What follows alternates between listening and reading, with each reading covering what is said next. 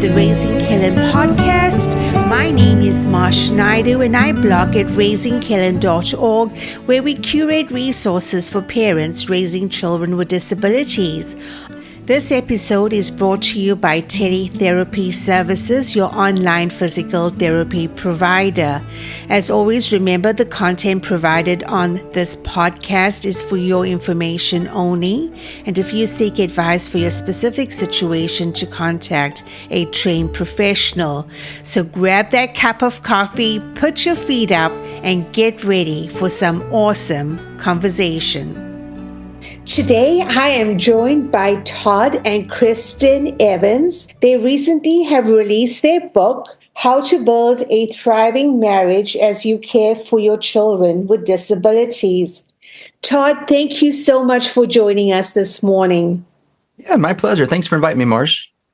All right. So I want to know a little bit about you and Kristen's backstory. How did you guys meet? Oh, that's an interesting story. But we were both in college in East Tennessee and at the University of Tennessee.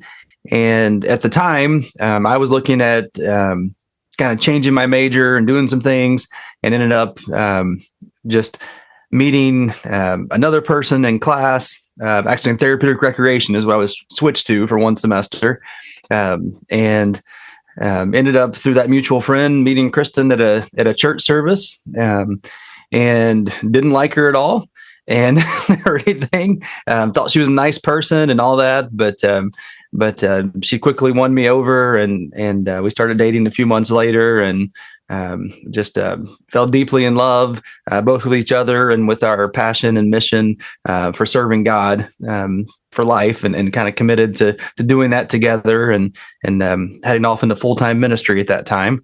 So that was 25 years ago that we started off on that journey, dating and then getting married. Did you all decide together to go into ministry? I mean, how did that even evolve? Yeah, we were both very passionate about our faith at the time, and looking at that, and decided that that's where we felt God was just calling us, was to do that. At the time, we thought it was going to be camping ministry and retreat ministry, because we both had just been very impacted by that, and thought it was a way to really reach people in ways that sometimes the local church doesn't. So we really focused on that, and finished up our undergraduate degrees, and went off to graduate school to do it together up at Wheaton College in Chicago. So you're originally from Nashville, Tennessee, and then so you'll go up to Chicago to do your ministry training. And when did the kids come in? What's that timeline like? Right. We ended up being up there about 4 years working in ministry, and had our first child. He had some medical issues and things that we were dealing with, and ended up moving back to East Tennessee at that point to be closer to family and to raise him, and have a good location and everything to be at in East Tennessee, closer, like I said, closer to family.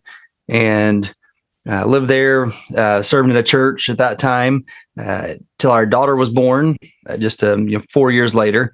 And she's the one that really had a lot of special needs and a lot of things going on. A lot of time spent in the NICU. Born under 2 pounds, similar to what you said Kellan's weight was, and really our journey just really exponentially grew at that point, and trying to figure out how to deal with life, raise her, all the therapy, all the struggles, the frustrations, just every aspect that you can imagine as being a parent, raising a child with special needs, from faith to practicality to physical things, as you've experienced, and many others in your audience, I'm sure, feel similar needs and struggles like that. That was when we kind of started that journey, when she was born back in 2010. First of all, thank you to both you and Kristen for writing this book. And guys, it's called How to Build a Thriving Marriage as You Care for Your Children with Disability.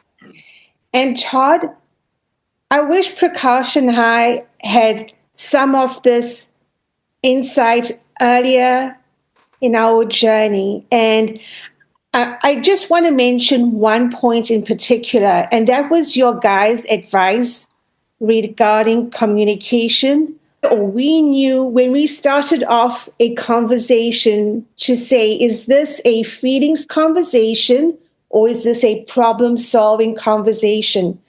I think that immediately would have cut a lot of stress out of that situation and resulted in many pressure cooker or volcano situations. I'm like, shh, erupting. Because that's it. Sometimes, and I'm just coming in from a female point of view, and all I needed to know was, you know what? I know this, the validation that I know this was a hard day. I am so sorry. And I need a hug. I can't talk about a guy's point of view, but you know what I'm saying? Mm-hmm. You guys want to know what is the issue, perhaps, that needs to be dealt with and get on with it. So that was right. that I just found that invaluable. And having said that, I would like to kind of pick your brain a little bit as far as communication when it comes to our marriages, because there is that added layer when it comes to raising a child or children with complex medical needs. And from a dad's perspective, I would really like you to weigh in. Sure. Like you mentioned, I wish we'd had all these skills and insights back when we started our marriage. This was a long road that we went down and figuring these things out. And that's part of why I wrote the book, was to share these kind of things. But I would say definitely one of the biggest impacting areas in communication is what you just mentioned. I still remember it was so just profound to me when we first heard about this concept. I still remember almost exactly that day we started reading it and practicing it. I was actually just a few miles from where you are now in Alamo, where my grandparents lived. And also we were at their house and we were listening to those tapes at the time, and just came across that concept of a thinking and feeling conversation. And so for me, that was just such a profound moment to realize that we're operating on two different levels of communication here, and we didn't even realize it. And so being able to put a word to it like that allowed us to then have just open up new conversations, to where I realized from a guy's perspective, like you're saying, oftentimes I'm an engineer by training as well. So I want to solve, I want to figure it out. I want to come to some kind of solution to the problem and help with that. That's how I feel validated. That's how I feel good about things and how I approach things. But, realizing my wife didn't need that every time. That's not what she was always asking for when she brought a problem to me. And so being able to kind of turn that around and for her to give me that the auditory prompt of, I need a feeling conversation, because I'm kind of slow sometimes in figuring these things out. Even when we learned the principle, it took a while to make it a habit. And so she would have to actually start the conversation and oftentimes and say, I'm having a feeling conversation before we started. So I knew the tone, and it immediately reset my mind, helped me to think in new ways to come at it from that perspective. And that helped me tremendously, for her to just say those few simple words. And then I got better at it. And I would often start asking, is this a feeling or a solutions conversation? And I'd get good at asking before the conversation, because sometimes she did want solutions. And so we were able to, oftentimes it was a mix of both. It was express some feeling and just to feel validation from me, and that I was listening and understood. And then we moved into solutions quickly after that. So as you know, with parents that are raising children with special needs, everything is magnified. And so that includes communication and these kind of principles of feeling and solutions type conversations, because with your child, you want to solve everything. Your heart goes out to them, and you just want to make things better for them. And whether it's physical therapy, whether it's speech therapy, whether it's doctor's appointments, anything else, you want to fix it. You want to make it better. That's just our heart as a parent to make that happen. And so oftentimes we go to that direction from both male and female perspective, but especially for me, it was magnified of wanting to solve situations and make things good for our family and fix everything that I could, and working on that. So this communication aspect, like you're talking about, was even more critical for helping us to understand. I think actually created a barrier for a while. As I was in solutions mode, I was so tired all the time, just almost no sleep for months, to where those higher order thinking of, oh, is this a feeling or solutions conversation, they wouldn't trigger, at that point, because you're so worn out by everything going on. And so I had to kind of relearn that skill again. Even though we developed it and worked on it in our marriage before kids, it became just a new aspect that I had to relearn and really integrate into our conversations, because it was just so much more challenging, and having to remember to do that. And that helped open the door for us to be able to talk better, to work together as a couple better, because we really went off into our separate corners for almost a year there, where I was over solving everything. My wife was still working on trying to help our daughter as well, but she was in this isolated place of not being able to express her feelings and me to hear them. So we were all in our two separate areas and drifting apart. And that's what bad communication does. It just makes you drift apart. I know we often hear the statistics that 80% of married couples, when they have a child with complex medical needs, are at risk for divorce. However, when you have the commonality of we already have that love in place, right? We love our partners, we love our kids, but just, as you said, trying to figure out the emotion, trying to figure out the problem-solving skill sets that are needed. I want to switch over to the intersection of disability and faith. I often think that if it hadn't been for our faith, I just don't know. And can you talk perhaps more to that, Todd? Sure. First, I want to address one thing you just said about so that people don't get confused. That 80% of couples end up in divorce when they're raising a special needs child. That is not a true statement.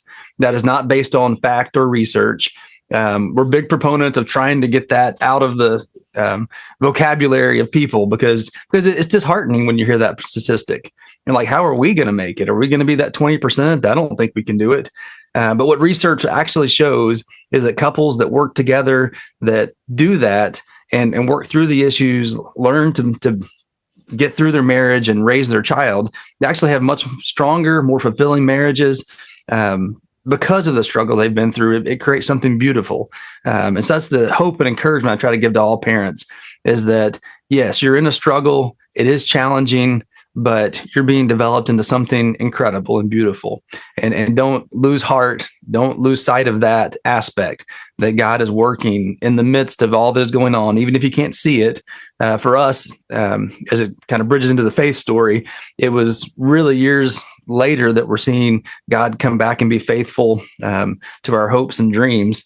And we're seeing kind of the fruit of things from long ago in our marriage now from that. So just want to give hope and encouragement, and know that you're not at 80%. It's pretty close to the standard divorce rate for parents with special needs. It's a little bit elevated, and depending on which diagnosis your child has, some are more challenging and lead to more separations, but other ones are actually lower divorce rates. So I wanted to address that really quick to get that out there. But yeah, like you said, the faith aspect is, for us, we feel is one of the critical pieces that helped us through our experience. We just don't know how we would get through some of those without it. For Kristen, it was a little bit different journey. So you may want to talk to her a little bit more about her journey. It was different from mine in my experience. At the time that we were going through this hardest point in our life with our daughter, I was on full-time church staff, serving as a youth and family pastor at a church there in East Tennessee. So for me, it was having to put on a good face of everything's okay with our family. We're normal. I can do this job and lead your children and families and all those. And I was able to lean on my faith to kind of get through that, but it was still challenging. And still those same questions came up for me that did for Kristen as well, of, why are we going through this? We we've dedicated our lives to doing ministry and serving, and now we have this hardship, and it just, why us? Why do these things happen? Your classic question of why do bad things happen to good people would often come up, and how we're going to make it through it. So for us, it actually ended up just looking at the situation and just realizing the emotional toll it was taking to serve in ministry wouldn't allow me to be there for my family, for my wife, to be able to listen, to have those feeling conversations, and to care for her needs and our kids' needs as well. And financial aspects as well are always a challenge. So we actually had to look at it, and all this identity was wrapped up in how we met, and we wanted to go into ministry full time for the rest of our lives. And we had to make the decision. We felt like we had to leave, quote unquote, leave ministry because of our family. And so we prayed about it a couple of years, and then God opened some doors and made the shift. Moved back to Nashville, where I kind of grew up, and came back here, and wasn't in the full-time spotlight of ministry. So I was able to kind of delve more into my faith and kind of thinking through things, and not under the pressure cooker, so to speak, of doing things. So for us, I would say faith kind of has looked different through this journey. For that time when we were here in Nashville, trying to figure out how to get through life, I went back to grad school, trying to figure things out. Didn't have much money as a family, but we had time together more, and that was good and helped us build. And was able to go to church and feel the support of a congregation as well. Our congregation back in East Tennessee supported us incredibly, but it was a different type of support when we were not in ministry, so to speak, and just going to church as a regular attendee. And our faith, would say, was it kind of that, when a fire kind of, gets down to the coals and just kind of, it's just burning. It's there. It's got heat, and it's kind of smoldering, going along. We were trying to figure out things in life still, trying to help our kids thrive and do better. Then probably 4 years ago, when COVID hit, things kind of shifted for us, and we had to look at things. My wife couldn't work anymore because of medical needs of our daughter, and she just couldn't be exposed to what was out there, because she had to quit her job. And Kristen went to home and tried to figure out what to do. Started working with moms in a Facebook group and helping to support them, and ended up saying, we can do more to help people. And so she started newsletters and started a blog and doing that. And I tried to support with that and help with it and be a part of it. She does it full time now. And I work, part time with it. I have another job as well. It keeps me very busy. But for us, it was kind of God's faithfulness coming all the way back around, that we went through a period of a few years there where it was kind of rebuilding, smoldering, trying to daily have our quiet times, to read through scripture, things like that, to keep our faith active, even in the midst of some of the struggles. But then when this whole situation kind of turned around, it felt like God's faithfulness coming back around to us, and that now we're able to really serve in ministry again, to use our story, to use what has happened in our lives to help other people, and then see it as just a testament to God's faithfulness and how he's seen us through this whole time, where we felt called, now coming back all the way around again, that we can serve together and in ways that we never expected, that we're able to speak and to do those things. So there's the big picture faith, that we can see it over the course of the last 20 years and what that's looked like, and how God has been faithful in it. And then there's sometimes the daily faith that I'll break it down into. Still many mornings, I spend just worried about things and about people in our family and medical and how to be a good dad, and struggling with just this week has been really hard at bedtime.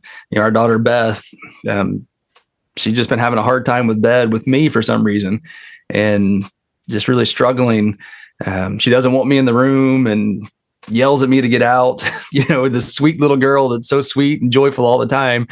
It's almost comical to see her just point at me and say, no, out. and it hurts and breaks my heart as a father that she doesn't want me there for bedtime. But that's where my faith comes in, and I can pray about it, which I've done the last few days because it's really been on my heart. And then, just even the little moments of faith and seeing that fulfillment of last night. We had a wonderful bedtime. We sang about babies dancing on the bed like the monkey song and made them fall off. And we had a wonderful bedtime last night, and it felt like an answer to a prayer. So for me, faith is on that large scale, seeing the picture throughout our life and kind of how God is working in the big picture. But faith is also in those little moments that we have with our kids, with our spouse, with whatever it is, and that he can be faithful in those moments too, and that we have to trust in those. And then for me, that trust in him that things are going to be okay means that I don't have to make everything okay all the time, that it's all right if things aren't good one day or something else, that or if I'm not the perfect, or if I don't have the right answer, or I do the wrong thing, or forget to late to a therapy appointment, those are okay. God's going to oversee, and those little things are okay. I can have faith in him to kind of see both the little and the big. Todd, what has you most excited about the future? Yeah, no, I just really look forward to where God continues to send us as a family. We're going into some new. Our daughter just started high school this year, so we got a few more years of being in the education system and seeing her grow and develop. So she's 14 now, but she's slowly developing. We just said a year ago she's probably at a 2.5-year-old level. She's probably up to a 3-year-old level at this point. In terms of understanding and function. So she's never going to get fully autonomous and function on her own, but to continue to see how she develops, how we can do new things together. Our oldest has gone off to college at this point, so it's the three of us at home. So that changes the dynamics of things. So I really look forward to what adventures we have coming ahead. So we love to travel. We do lots of travel. I'm big into credit card miles and points.